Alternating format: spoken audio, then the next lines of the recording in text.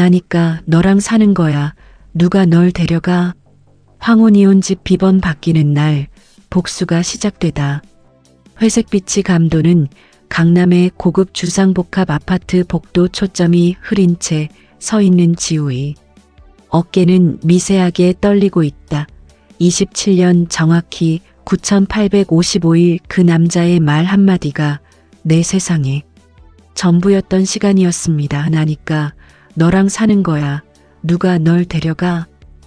그 말이 내 이마에 새겨진 영원히 지울 수 없는 문신인 줄 알았어요.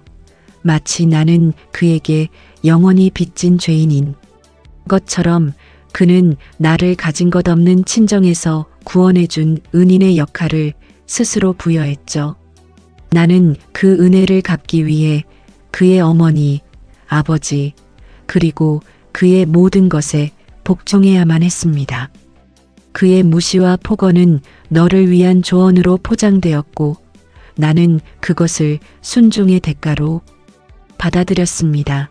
병원 응급실 지우의 링거 바늘이 꽂힌 손등 클로즈업 링거줄을 따라 액체가 천천히 떨어지는 모습, 천장의 차가운 형광등이 그녀의 피부에 맺힌 이슬처럼 반짝인다. 옆 침대의 환자들은 보호자가 손을 잡아주고 있지만 지우의 침대 곁은 공허하다. 그런데 그날 응급실의 하얀 천장과 보호자 없음이라는 차가운 글자 앞에서야 비로소 깨달았습니다. 나는 이 세상에 정말로 혼자라는 것을. 그리고 그 문신은 지워지는 것이 아니라 내가 직접 피와 살을 도려내며 지워야 하는 것이라는 것을. 강태수 씨, 이제 27년 동안의 모든 모욕과 외로움, 그 모든 것에 대한 최종 청구서를 계산할 시간입니다. 당신이 나에게 청구했던 나니까 살지? 라는 생존료에 대한 나의 역청구를 시작합니다. 지우 씨는 새벽 4시부터 일어나 장만한 음식으로 테이블이 가득 차 있다. 당시 32세였지만 굴비, 갈비찜, 잡채 등을 장만하느라 잠을 못 잔 탓에 눈가가 퀭하지만 애써 웃음을 지으며 마지막 국을 뜬다. 강태수는 느지막이 일어나 고급스러운 한복을 입고 신문을 펴들고 커피를 마신다. 태수 씨는 신문에서 고개도 들지 않고 커피잔을 내려놓는다. 어제 제사, 탕국간이 좀 싱거웠어. 특히 그 굴비가 좀 작았지? 내년엔 더 잘 준비해야 한다. 알지? 우리 집안 체면이 달린 일이야. 내 친정 쪽에선 이런 음식 구경도 못 해봤을 테니 더 정성 들여야지. 네, 알겠어요. 제가 너무 피곤해서 실수를 신문을 탁 내리며 지우를 위아래로 훑어본다. 피곤? 야, 내가 너한테 얼마나 큰 은혜를 베풀었는지 늘 기억해도 내 친정 상황을 생각해보면 나니까 너랑 사는 거야. 진심으로 누가 널 데려가? 아무도 못 가져가. 지우는 고개를 숙인 채 상을 차리는 손이 잠시 멈춘다. 네, 나도 알아요. 고마워요. 그녀는 눈가에 맺힌 이슬방울 같은 눈물. 그녀가 황급히 손등으로 닦아낸다. 그 한마디가 제 20대, 30대, 40대를 관통하는 삶의 모토가 되었어요. 나는 강태수가 없으면 정말 아무것도 아닌 사람이다라는 스스로에게 세뇌시키는 가스라이팅이었죠. 그 가스라이팅은 27년간 저를 단단히 묶어두는 보이지 않는 족쇄가 되었습니다. 시아버지 장례식장 밤늦게 손님이 다 떠나간 텅 빈 빈소에 향 냄새만 가득하다. 상복을 입은 지우는 피로와 허탈감으로 눈이 풀려있다. 강태수는 멀리서 회사 임원들과 고급 양주를 기울이며 농담을 주고받고 웃고 있다. 지우가 다가가 조용히 말을 건넨다. 여보, 저 너무 피곤한데 지금 새벽 3시예요. 상주도 좀 쉬어야죠. 당신도 얼른 주무세요. 태수는 술 기운이 돈 눈으로 지우를 경멸하듯 힐끔 보며 피곤하다고? 상주인 내가 더 피곤하지. 다 내 손님 봐야 한다고. 참아. 내가 할 일인데 그 정도 힘들다고 투덜대지 말고 감정 컨트롤 좀 해. 몇 년 후 아들의 학교 운동회. 지우가 혼자서 아들의 달리기 시합을 응원하며 오래된 비디오 카메라를 들고 있다. 주변은 온 가족이 함께 응원하는 모습. 휴대폰으로 강태수에게 전화를 건다. 여보, 우리 아들 달리기 1등 했어. 너무 예쁘다. 잠깐이라도 와서 같이 보지. 평생 한 번인데. 야, 나 중요한 회의 중이야. 그런 건 좀 참아라. 그냥 영상 찍어서 보내. 애 엄마가 유난이다. 유난. 지우가 핸드폰을 내리며 주변에 온 가족이 함께하는 모습을 바라본다.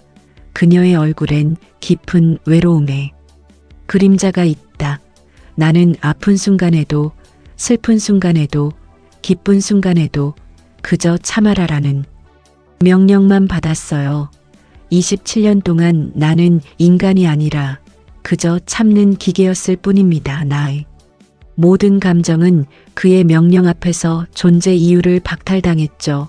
지우는 집 화장실 거울 앞에서 새로 산 민트색 트위드 자켓을 입고 거울을 본다. 태수는 화장실 문 앞에 팔짱을 끼고 비웃는다. 어이구, 50 넘은 아줌마가 주책맞게 그거 입고 어디 나갈 때나 있어? 누가 봐? 그리고 살 좀 빼.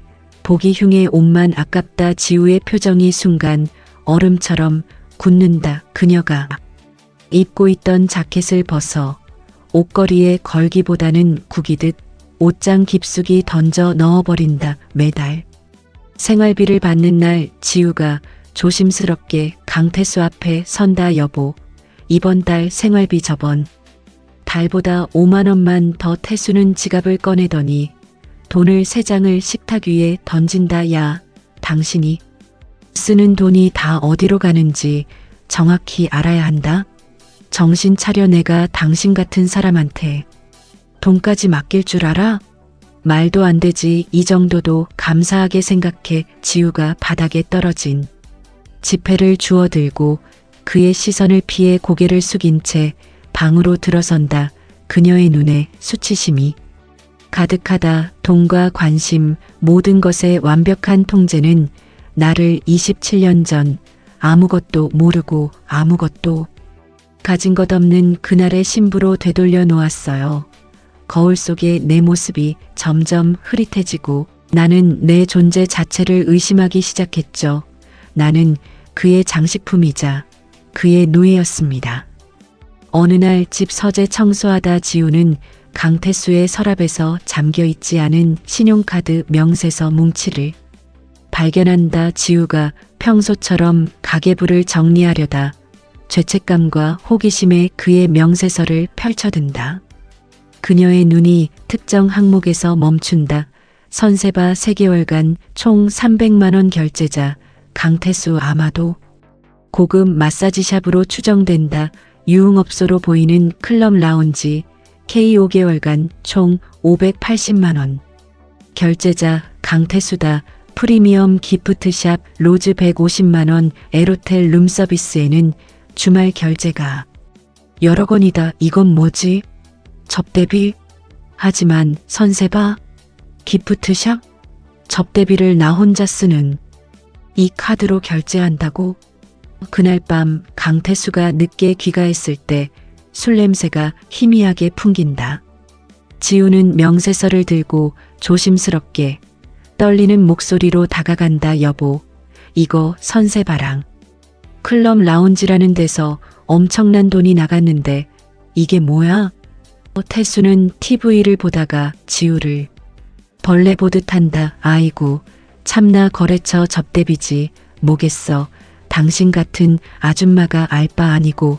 괜히 오버하지 마. 이런 걸로 트집 잡을 시간에 살이나 빼. 오버하지 마. 그 말은 나의 합리적인 의심을 무시하고 내 정신을 공격하는 비수와 같았어요.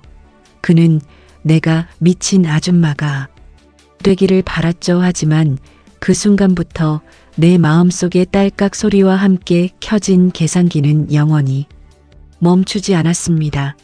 나는 이제 아내가 아니라 증거를 수집하는 관찰자가 되었습니다.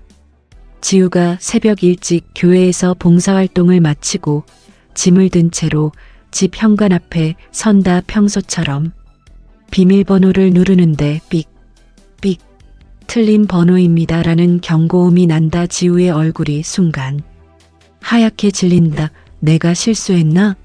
생각하며 떨리는 손으로 다시 눌러본다. 같은 경고음. 그녀는 휴대폰을 꺼내 강태수에게 전화를 걸지만 전화는 연결되지 않는다. 대신 문자 메시지가 도착한다. 강태수, 친정 없으면 조심해야지.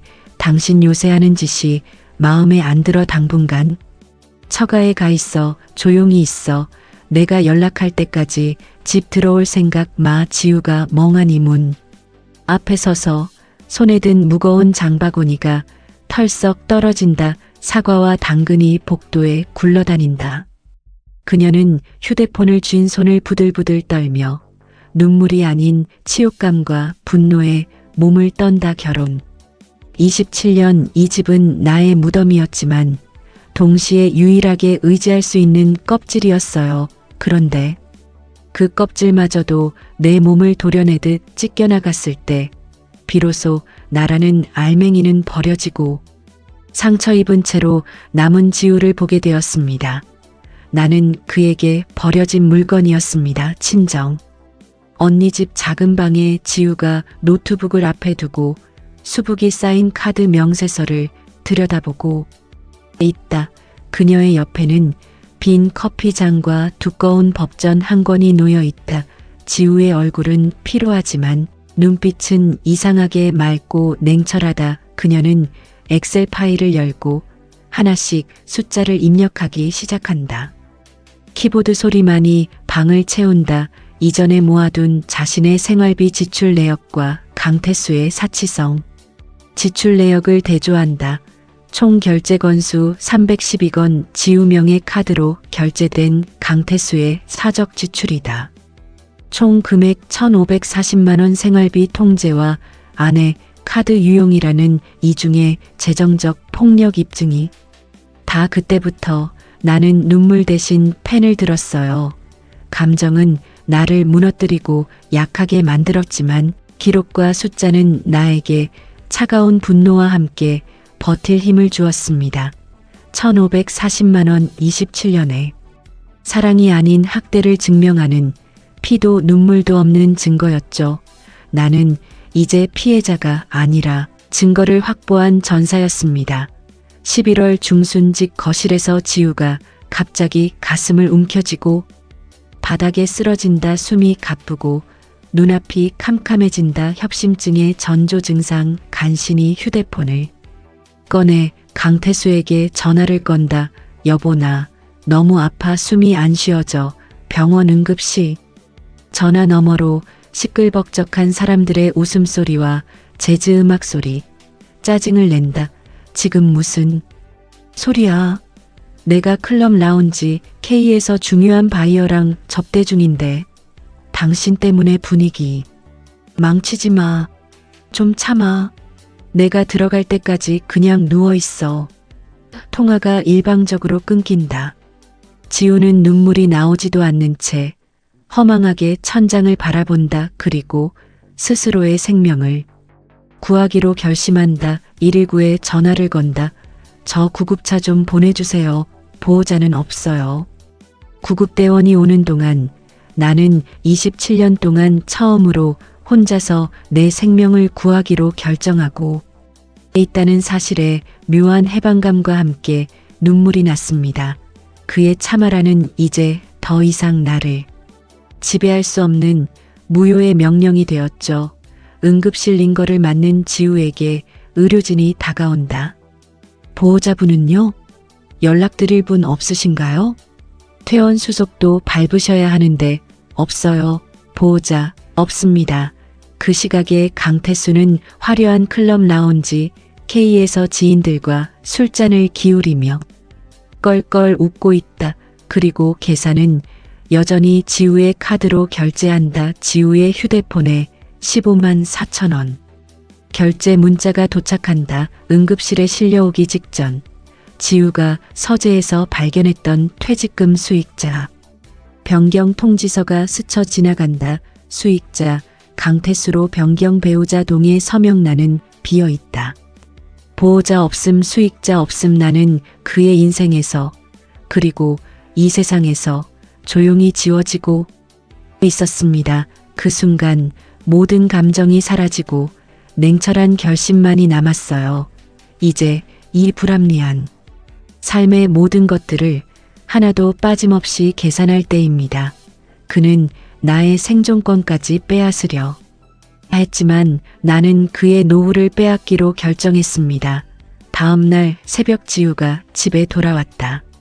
강태수는 깊은 잠에 빠져 있다. 지우는 주방이나 거실이 아닌 바로 서재로 향한다. 그녀는 노트북을 켜고 이전에 시작했던 엑셀 파일을 연다. 손은 미세하게 떨리지만 눈빛은 등불처럼 강인하게 빛난다. 그녀는 강태수가 버리고 간 명세서와 영수증 더미를 펼쳐놓는다. 27년 동안 나는 아내도 엄마도 아니었어요.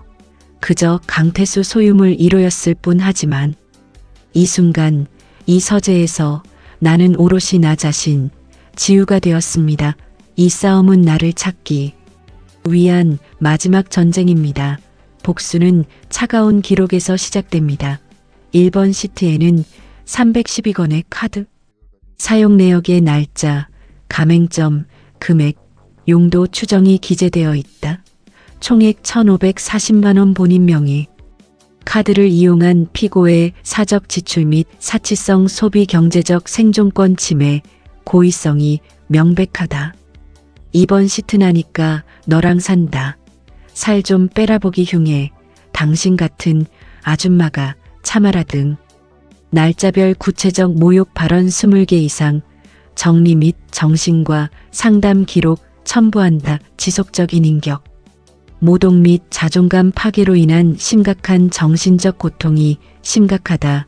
나의 눈물은 이제 잉크가 되었고 그의 폭언은 법정에서 낭독될 증언록이 되었어요. 나는 이제 객관적인 증거로 나의 삶을 증명할 수 있게 되었습니다. 3번 시트 시아버지 장례식, 아이 학교 행사, 응급실, 사건 등 참아라라는 말로 외면당한 주요 사건들 날짜별 기록 119 신고 기록 첨부한다. 4번 시트 집 비밀번호 변경 및 강제 퇴거 사건 상세 기록, 남편의 문자 내용 전체 스크린샷 첨부한다. 5번 시트 퇴직금 수익자 변경 통지서 스캔본 이미지 삽입. 여기에는 가장 중요한 문구인 배우자 동의 없음을 적는다. 새벽 햇살이 창문으로 들어와 지우의 얼굴에 닿는다. 지우는 마지막 키를 탁 하고 누르고 저장 버튼을 클릭한다. 그녀는 모니터에 비친 자신의 희미한 얼굴을 보며 눈물 한 방울 없이 입가에 묘한 미소를 스치게 한다. 그가 나에게 남긴 마지막 선물은 그의 모든 배신이 고스란히 담긴 서류였어요. 사람의 말은 거짓말할 수 있어도 서류는 거짓말을 하지 않는다는 것을 그날 깨달았습니다. 이 서류들이 이제 나를 구원할 가장 강력한 무기가 될 것입니다. 나는 감정 싸움이 아닌 법정 전쟁을 시작합니다. 미국 유학 중인 딸 서연의 방에서 지우가 딸에게 줄 선물 목록을 정리하다가 딸이 고등학생 때 쓰던 오래된 고민형 밑에서 일기장을 발견한다. 지우가 무심코 일기장을 펼친다. 오래된 종이 냄새가 난다. 그 순간 그녀의 호흡이 멈춘다. 딸의 삐뚤빼뚤한 글씨가 눈에 들어온다. 2015년 3월 2일 오늘도 아빠가 엄마한테 소리쳤다. 나니까 살지라고. 엄마는 조용히 울고 계셨다. 나는 방구석에서 숨을 죽이며 너무 무서웠다. 나는 왜 이런 집에서 살아야 할까? 2016년 11월 15일 아빠가 엄마 생활비 준다고 돈을 던지셨다. 엄마 얼굴이 하얗게 질리셨다. 나는 결혼 같은 거 절대 안 해야겠다. 사랑이라는 게 다 이런 거라면 2018년 5월 20일 대학 가면 미국으로 유학 가고 싶다. 집이 너무 답답하고 아빠의 목소리가 엄마의 슬픈 눈빛이 너무 견딜 수 없어 지우가 일기장을 꽉 움켜쥐고 바닥에 주저앉아 소리 없이 운다. 27년 동안 참았던 모든 눈물이 폭포처럼 쏟아져 나온다. 그녀는 딸에게까지 이 폭력을 대물림했다는 사실에 가장 큰 충격을 받는다. 내가 이렇게까지 무서운 엄마였어? 내가 견딘다는 이유로 내 딸의 청춘을, 사랑에 대한 믿음을 모두 망가뜨린 거야? 내 침묵이 내 딸에게는 가장 큰 폭력이었다니. 그날 밤 지우가 미국에 있는 딸 서연과 화상 통화를 한다. 두 사람 모두 눈이 붉다. 서연은 엄마의 붉은 눈을 보며 걱정한다. 엄마, 왜 그래? 눈이 너무 빨가. 아빠가 또 무슨 또 참으라고 했어요? 서연아, 미안하다. 엄마가 오늘 내 옛날 일기장을 봤다. 엄마, 저는 그때가 너무 무서웠어요. 엄마가 힘들어하는 모습을 보는 게 제일 싫었고 가장 슬펐어요. 저는 아빠가 믿지 않아요. 그저 엄마가 걱정스러웠어요. 엄마, 이제 그만 싸우고 나오세요. 저는 엄마가 행복한 것만 바라요. 아빠보다 엄마가 훨씬 소중하니까. 지우는 딸의 눈물을 보며 그제야 모든 결심이 확고부동해진다. 고맙다. 내 딸아, 이제 엄마는 지긋지긋한 전쟁을 끝내려고 한다. 그리고 꼭 이겨낼 거다. 널 위해서, 그리고 나를 위해서. 딸의 눈물은 나의 상처가 아니었어요. 그것은 나에게 날개를 달아주는 가장 강력한 동기가 되었습니다. 이 싸움은 이제 나 하나를 위한 전쟁이 아니라 내 딸의 미래를 위한 우리 모녀의 해방 전쟁이 되었죠. 한적한 골목의 작은 북카페. 지우는 언니의 소개로 황혼 이혼을 준비하는 여성들의 소규모 모임에 참석했다. 우혼준이라고, 우리는 혼자 이혼을 준비한다라는 카페 이름이다. 50대, 60대 여성 4명이 긴장감 속에 모여 앉아 있다. 그들은 서로를 닉네임으로 부른다. 지우는 아틀라스라는 닉네임을 사용한다. 60세 전업주부인 나비는 저는 평생을 남편 뒷바라지만 했는데 정년 퇴직하자마자 이제 자유롭게 살고 싶다면서 이혼을 통보했어요. 제가 쓴 돈 한 푼까지 다 계산하더라고요. 생활비도 몰래 쪼개서 비상금 모았는데 너무 불안해요. 55세 불꽃은 저는 남편이 다른 여자랑 10년째예요. 제가 일용직이라 아이들 학비 때문에 차마 못 나왔어요. 이제 아이들도 다 컸고 나와야 하는데 퇴직금을 어떻게 해야 할지 막막해서. 아틀라스. 지우가 조용히 단호하게 나선다. 저는 27년 동안 나니까 살지라는 말에 갇혀 살았어요. 그런데 가장 중요한 건 증거라는 걸 깨달았습니다. 감정에 호소하면 지는 싸움이에요.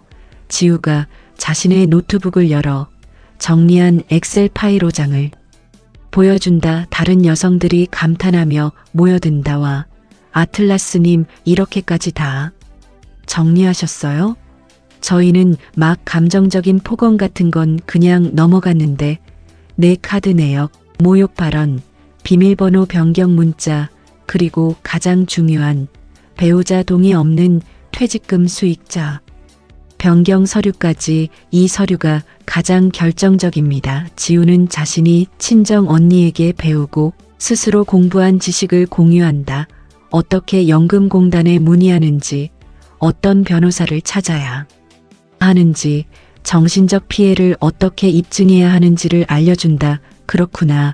우리도 그냥 당할 수만은 없는 거였어. 정보가 바로 무기였네요. 불꽃님이 지우의 손을 따뜻하게 잡는다. 고마워요. 아틀라스님, 당신 덕분에 용기가 나는 것 같아요. 우리는 혼자가 아니었군요. 그 모임에서 나는 비로소 깨달았어요. 나는 혼자가 아니라는 것을. 수많은 여성들이 각자의 전쟁을 치르고 있었고 우리는 서로의 가장 든든한 동지가 될 수 있다는 것을. 정보는 힘이었고 공유는 우리를 무적으로 만들었습니다. 내 전쟁은 우리의 해방 운동이 되었습니다. 지우가 친정 언니 집에서 국민연금공단에 전화를 건다. 안녕하세요. 배우자의 퇴직연금 수익자 변경에 대해 문의드립니다. 배우자의 서면 동의 없이 변경이 가능한가요? 원칙적으로 퇴직연금 수익자 변경에는 배우자의 서면 동의가 필수입니다. 만약 동의 서명이 없거나 위조된 경우 해당 변경은 무효 처리될 수 있으며 이혼 시 재산 분할의 중요한 대상이 됩니다. 고객님, 저희 공단은 여성 배우자님의 권리를 최대한 보호하고 있습니다. 지우는 주먹을 꽉 쥐고 희망에 찬 미소를 짓는다. 무효라고. 이혼 전문 여성 김현주 변호사. 사무실에 지우는 단정한 네이비 슈트를 입고 당당하게 앉아 있다. 그녀의 이제 27년 전에 소심한 신부가 아니다.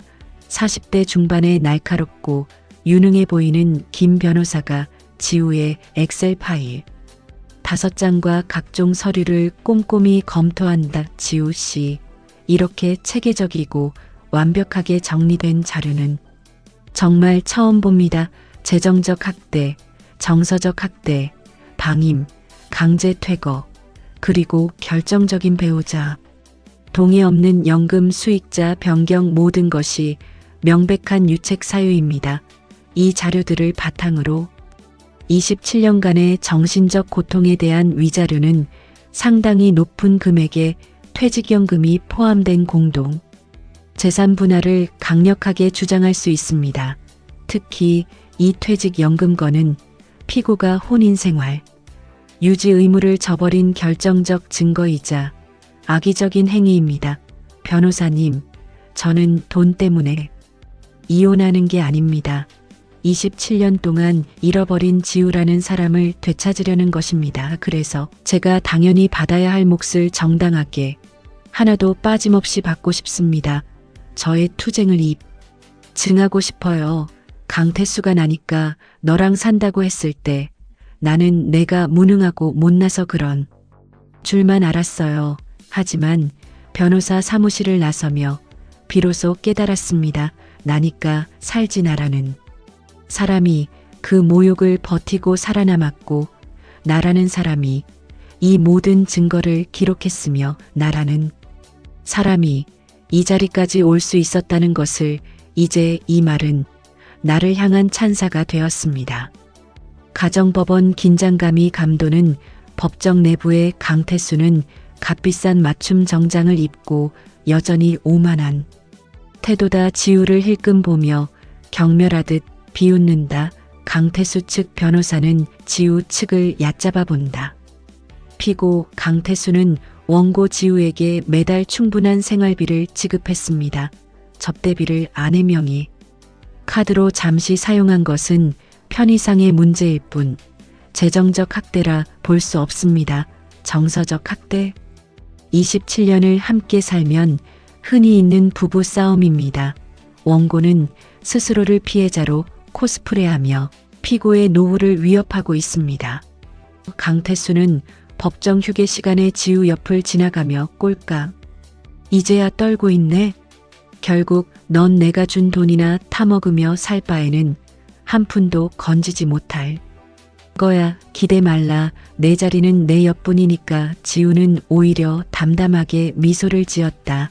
당신의 오만함이 당신의 무덤이 될 겁니다. 처음으로 강태수에게 반박하는 지우의 목소리에 강태수가 순간 멈칫한다.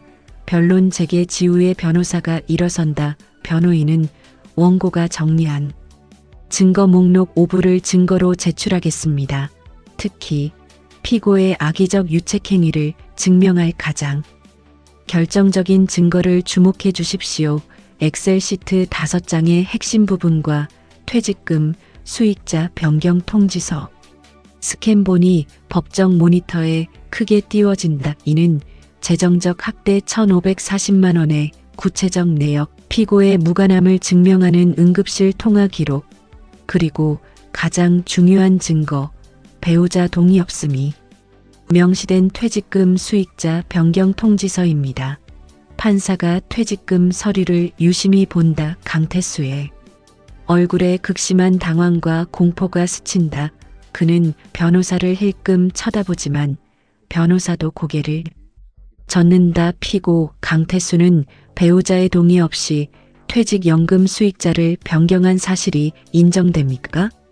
네, 그런데 그건 노후를 대비해서 혹시나 하는 마음에 제가 깜빡 잊고 아내에게 말씀을 드리지 못했습니다. 실수입니다. 우리 측 변호사는 단호하게 목소리를 높인다. 깜빡 잊은 실수가 아닙니다. 이는 배우자의 최후의 생존권마저 일방적으로 빼앗으려 한 악의적인 배신입니다.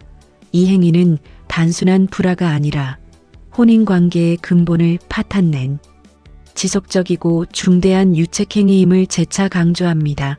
피고는 혼인관계 파탄의 주된 책임자입니다. 판사가 고개를 끄덕이며 기록을 본다. 강태수의 얼굴이 창백해지고 이마에 땀이 맺힌다. 그 순간 법정 안에 침묵이 흘렀습니다. 그의 오만함이 하나둘씩 무너져 내리는 소리가 들리는 것만 같았어요. 서류는 27년 동안 억눌렸던 나의 목소리였습니다. 판결요지 이혼 성립 공동재산 분할 법정 분할 비율에 따라 분할한다.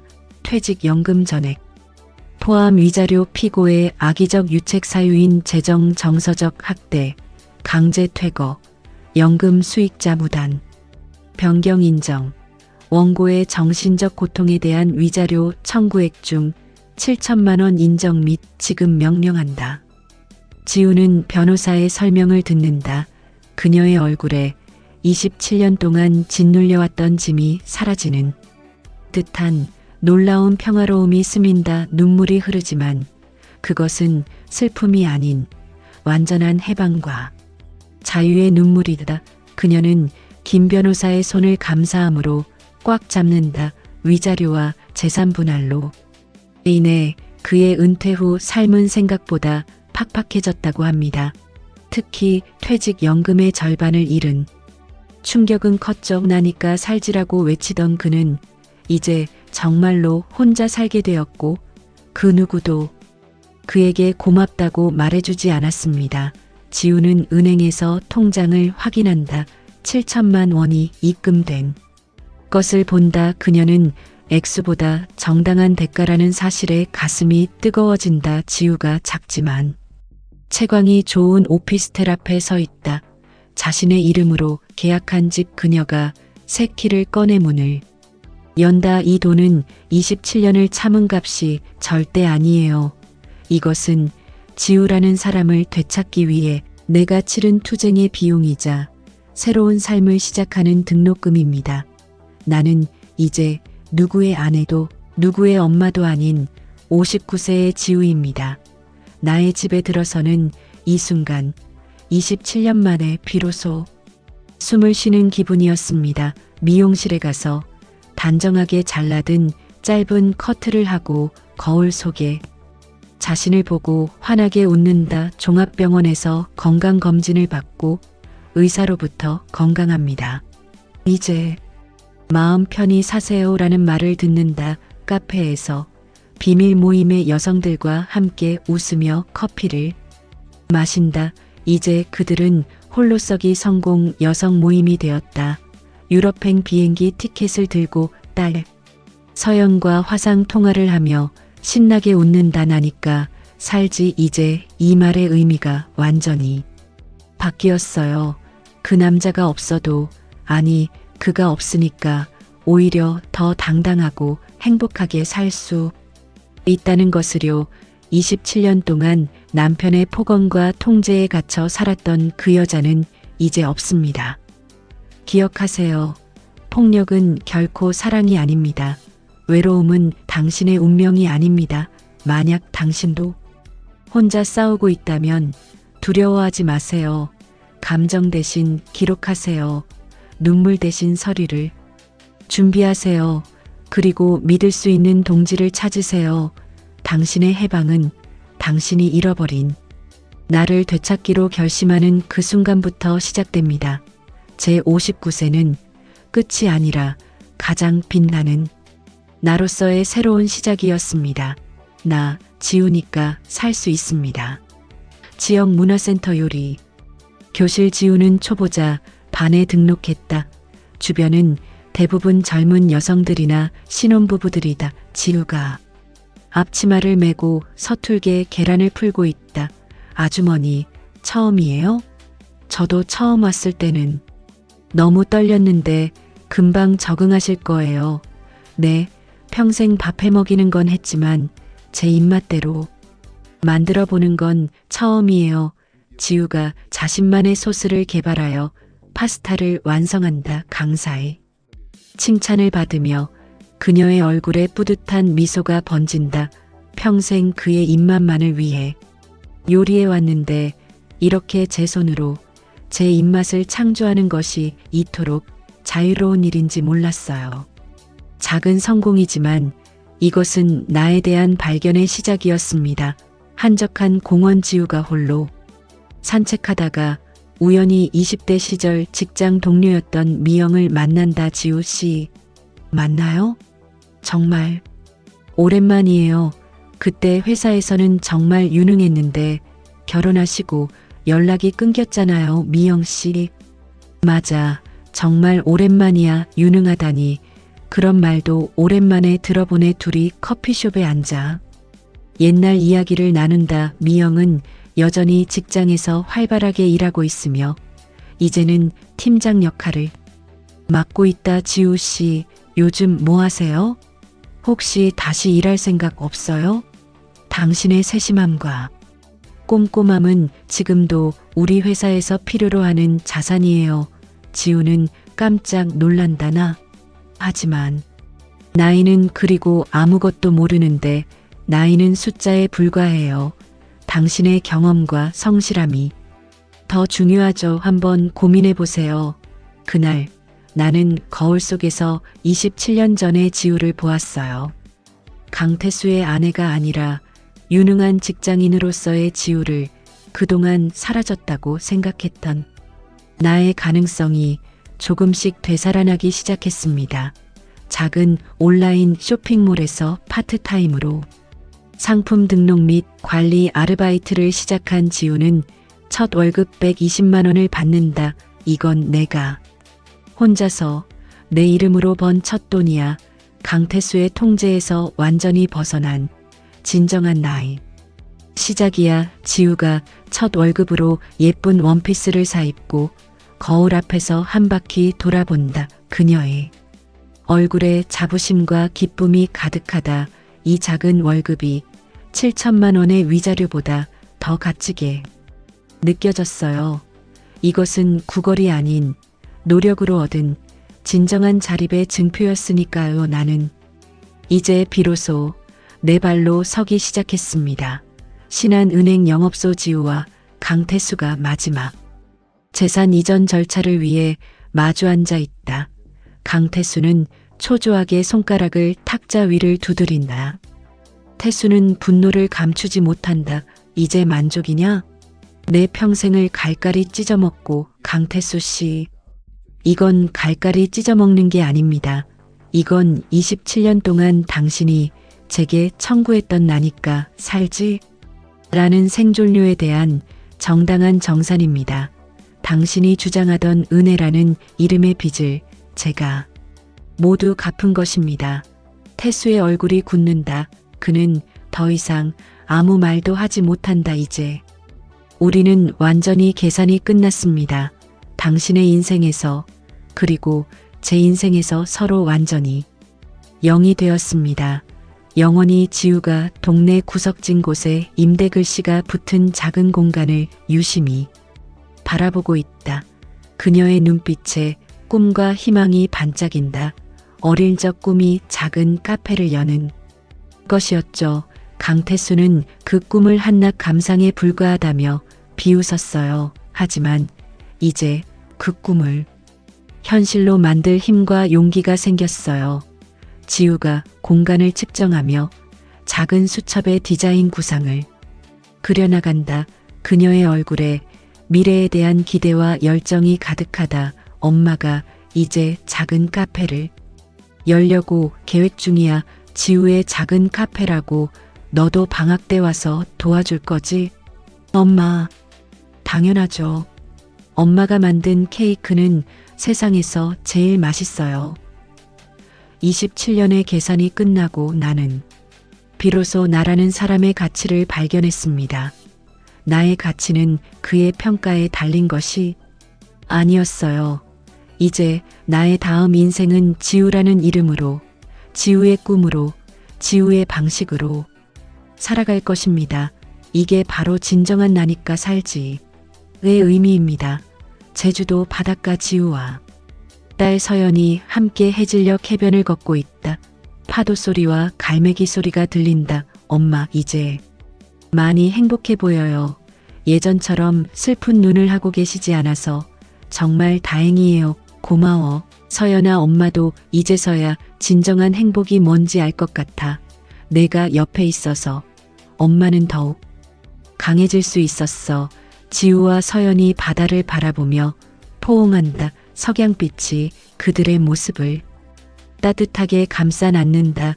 딸의 미소가 내 모든 상처를 치유해 주었어요.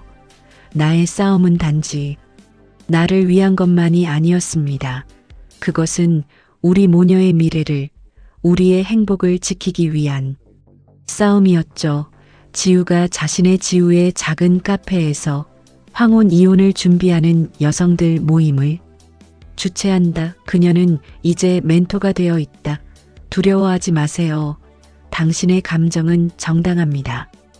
하지만 그 감정에만 머물지 마세요. 기록하세요. 증거를 모으세요. 그리고 믿을 수 있는 사람들을 찾아서 함께 하세요. 우리는 절대 혼자가 아닙니다. 모임원 하나하나가 지우의 말에 고개를 끄덕이며 용기를 얻는다. 당신의 인생은 오직 당신의 것입니다. 누구의 소유물도 누구의 은혜를 갚기 위한 도구도 아닙니다. 만약 당신이 지금 나와 비슷한 전쟁의 한가운데에 서 있다면 지금 이 순간 눈물을 닦고 첫 번째 증거부터 수집하기 시작하세요. 당신의 해방은 당신의 결심에서 시작됩니다. 기억하세요. 나니까 당당하게 살 권리가 있습니다. 지우가 자신의 카페 창가에 서서 따뜻한 햇살을 맞으며 미소 짓는다. 그녀의 뒷모습은 더 이상 흔들리지 않는 단단하고 아름다운 여인의 모습이다. 오늘 이야기는 여기까지입니다. 지우 씨는 27년간의 가스라이팅에서 비로소 눈을 뜨고 딸의 도움으로 해방되었습니다. 우리 모두 자신을 얽매는 부분이 없는지 돌아보는 시간이 되었으면 합니다. 정말 소중한 것은 바로 나 자신이니까요. 이런 비슷한 상황에 있는 분이 계시다면 진실이 나를 자유케 하는 축복을 누리시길 바랍니다. 긴 시간 시청해 주셔서 감사합니다. 다음에 또 다른 소중한 이야기로 찾아뵙겠습니다.